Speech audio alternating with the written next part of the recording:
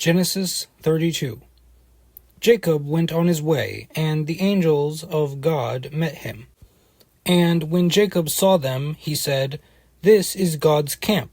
So he called the name of that place Mahanaim.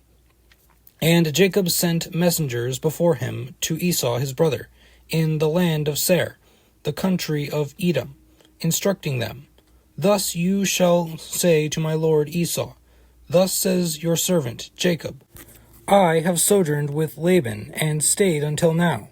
I have oxen, donkeys, flocks, male servants and female servants. I have sent to tell my lord, in order that I may find favor in your sight."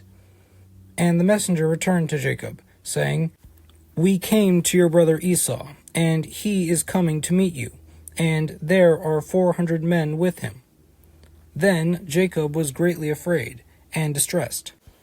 He divided the people who were with him, and the flocks, and herds, and camels, into 2 camps, thinking, "If Esau comes to the one camp and attacks it, then the camp that is left will escape." And Jacob said, "O God of my father Abraham, and God of my father Isaac, O Lord, who said to me, Return to your country and to your kindred, that I may do you good. I am not worthy of the least of all the deeds of steadfast love and all the faithfulness that you have shown to your servant. For with only my staff I crossed this Jordan, and now I have become 2 camps.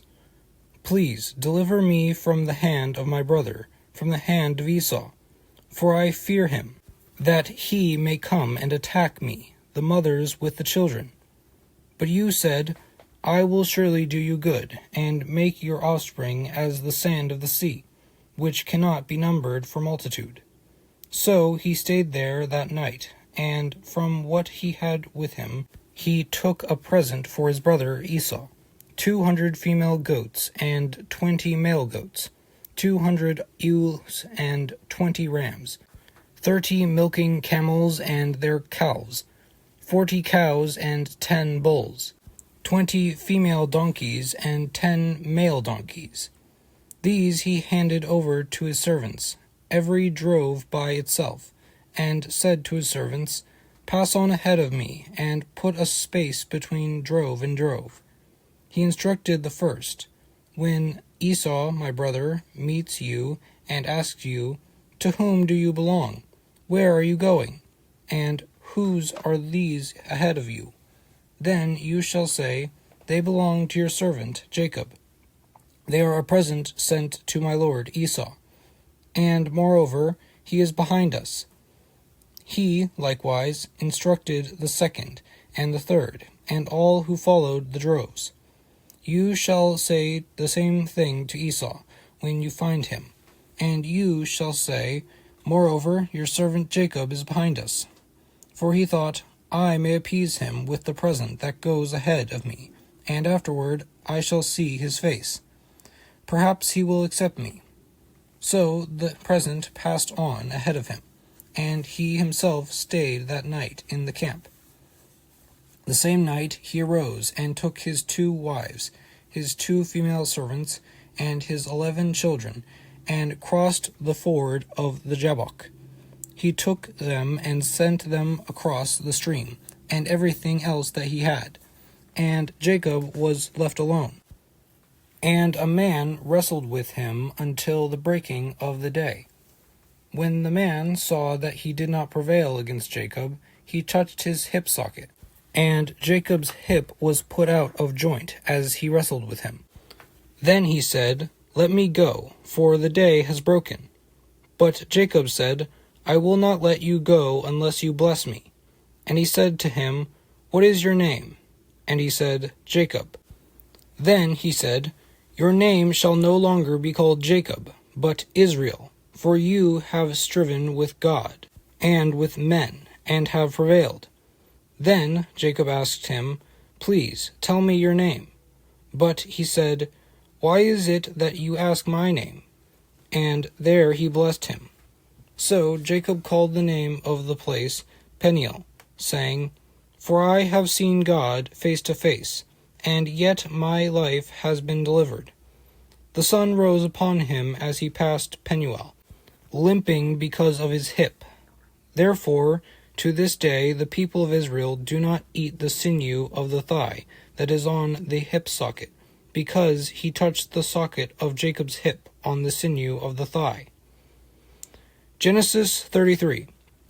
And Jacob lifted up his eyes, and looked, and behold, Esau was coming, and 400 men with him. So he divided the children among Leah and Rachel, and the 2 female servants. And he put the servants with their children in front, then Leah with her children, and Rachel and Joseph last of all. He himself went on before them, bowing himself to the ground 7 times, until he came near to his brother. But Esau ran to meet him, and embraced him, and fell on his neck, and kissed him. And they wept. And when Esau lifted up his eyes, and saw the women and children, he said, Who are these with you? Jacob said, The children whom God has graciously given your servant. Then the servants drew near, they and their children, and bowed down.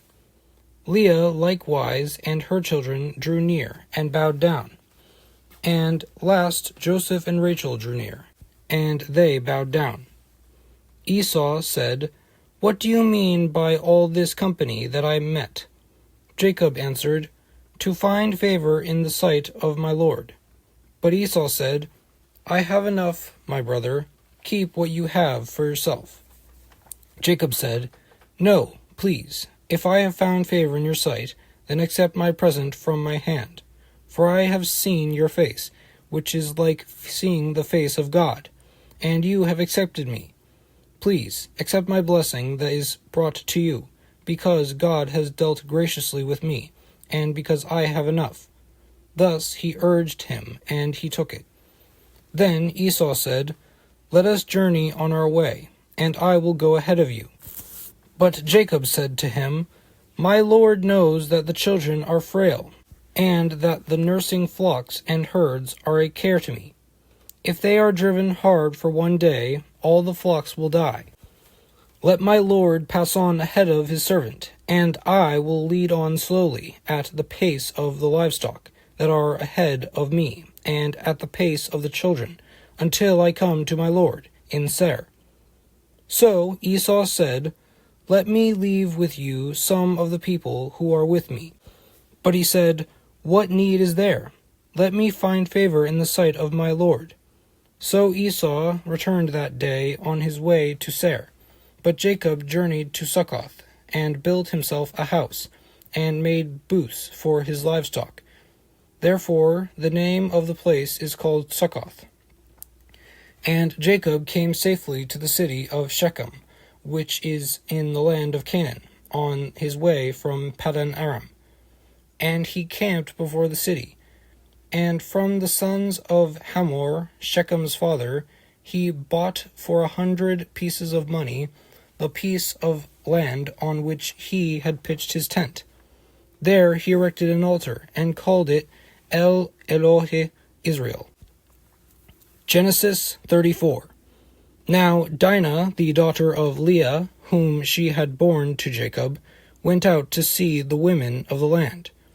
And when Shechem, the son of Hazor, the Hivite, the prince of the land, saw her, he seized her, and lay with her, and humiliated her. And his soul was drawn to Dinah, the daughter of Jacob. He loved the young woman, and spoke tenderly to her. So Shechem spoke to his father, Hamor, saying, Get me this girl for my wife. Now Jacob heard that he had defiled his daughter, Dinah, but his sons were with his livestock in the field. So Jacob held his peace until they came. And Hamor, the father of Shechem, went out to Jacob to speak with him. The sons of Jacob had come in from the field as soon as they heard of it, and the men were indignant and very angry, because he had done an outrageous thing in Israel by lying with Jacob's daughter, for such a thing must not be done. But Hamor spoke with them, saying, The soul of my son Shechem longs for your daughter. Please, give her to him to be his wife. Make marriages with us. Give your daughters to us, and take our daughters for yourselves. You shall dwell with us, and the land shall be open to you. Dwell and trade in it, and get property in it. Shechem also said to her father and to her brothers, Let me find favor in your eyes, and whatever you say to me I will give.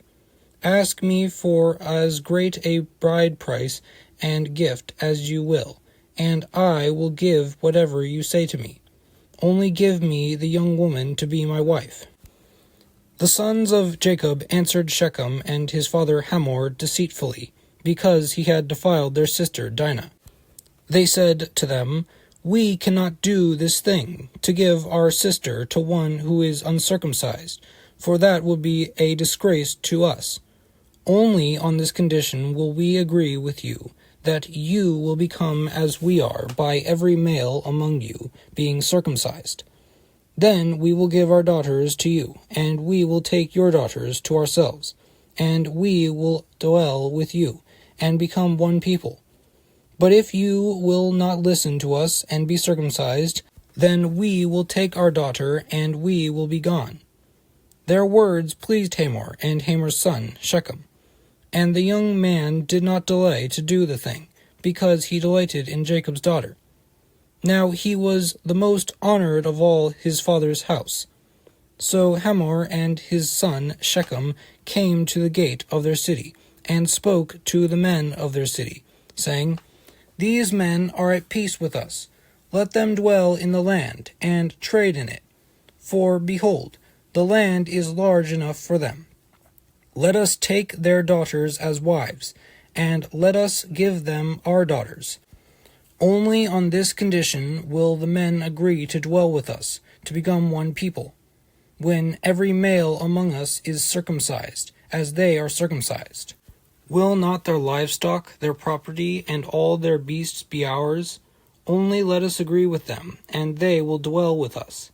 And all who went out of the gate of his city listened to Hamor and his son Shechem, and every male was circumcised, all who went out of the gate of his city. On the third day, when they were sore, 2 of the sons of Jacob, Simeon and Levi, Dinah's brothers, took their swords and came against the city, while it felt secure, and killed all the males. They killed Hamor and his son Shechem with the sword, and took Dinah out of Shechem's house, and went away. The sons of Jacob came upon the slain, and plundered the city, because they had defiled their sister. They took their flocks and their herds, their donkeys, and whatever was in the city and in the field, all their wealth, all their little ones, and their wives, all that was in the houses, they captured and plundered. Then Jacob said to Simeon and Levi, You have brought trouble on me, by making me stink to the inhabitants of the land, the Canaanites and the Perizzites. My numbers are few, and if they gather themselves against me and attack me, I shall be destroyed, both I and my household. But they said, Should he treat our sister like a prostitute?